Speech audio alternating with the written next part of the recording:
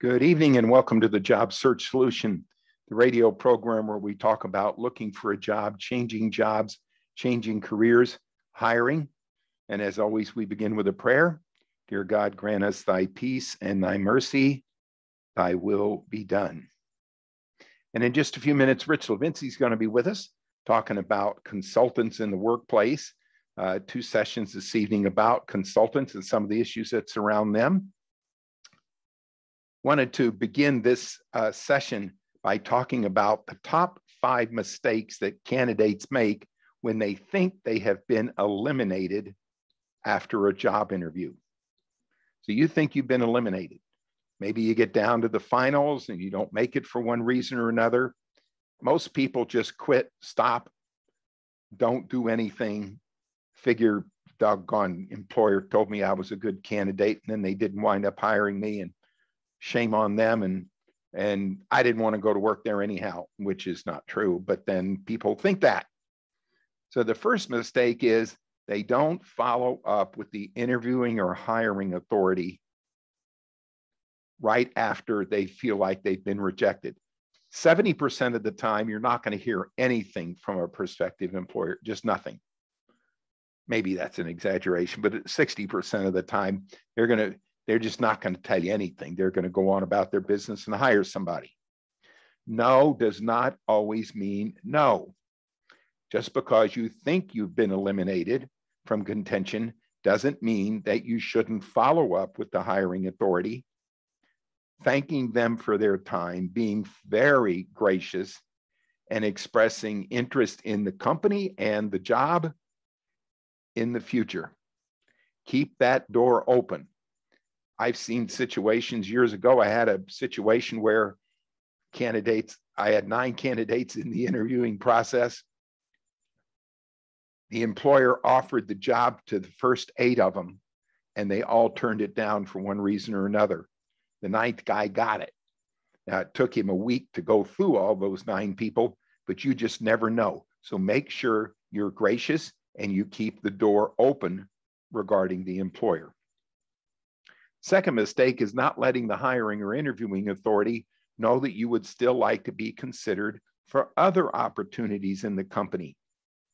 Most candidates quit selling themselves and stop selling themselves to a prospective employer, and they confuse their job interview with being hired for other kinds of opportunities. I had a candidate a number of years ago that stayed in contact with the hiring authority after he had been rejected twice for a position that he was interviewing for, and the hiring authority hired him 7 years later. They kept in touch, they liked each other, and it was an exception, but nonetheless, it happened 7 years later. The third mistake is not asking the interviewing or hiring authority how you could have done better in the interviewing process. So you rejected me. Why? What did I do wrong? What could I have done better? How could I learn from this? Is there anything that made a difference? 9 out of 10 times, the difference between who's the number 1 candidate and the number 2 candidate isn't very great. Very, very, very minimal.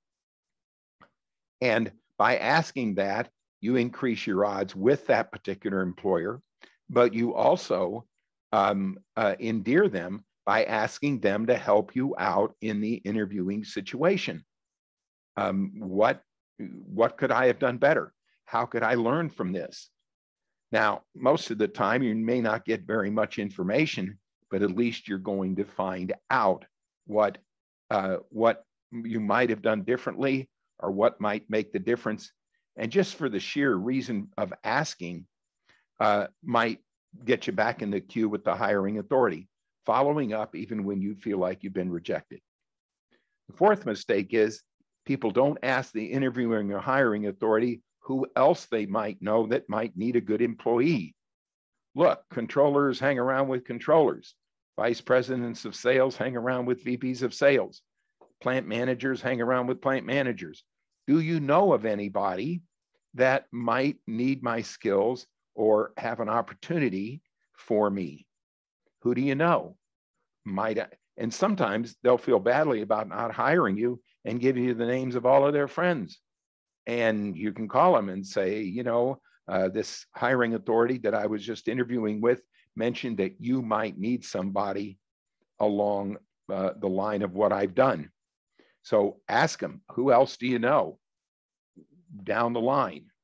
Might you know of somebody that could use my kind of skills? They don't like saying no to you, so they'll let you down easily. And then the fifth mistake is not following up 2 or 3 weeks, a month, 2 months after the interviewing process is over. I'd say that 30% of the people that say they're going to show up for a job and start a job don't do it. Now, that may come as a surprise to everybody, but they take another job, especially in this market. I've got candidates. I've got a candidate that I'm working with now. He's gotten 4 offers. Now, that's an aberration. It doesn't happen all the time. You can't take all 4 jobs. So what a good candidate needs to do is to follow up 3 or 4 weeks after the interviewing process has ended to find out if the hiring authority has actually hired somebody. There's going to be 25 or 30% of the time that they don't, and you might very well be considered. Sometimes people won't think to call you, but you've got to be the one that that initiates it, and let them know through an email or a phone call you'd still love to be considered. You haven't found a situation yet. Whatever you do, don't get mad or upset with them. Those kind of things can, one day you could be number 2 or number 3 on the list, and the next day you can be number 1.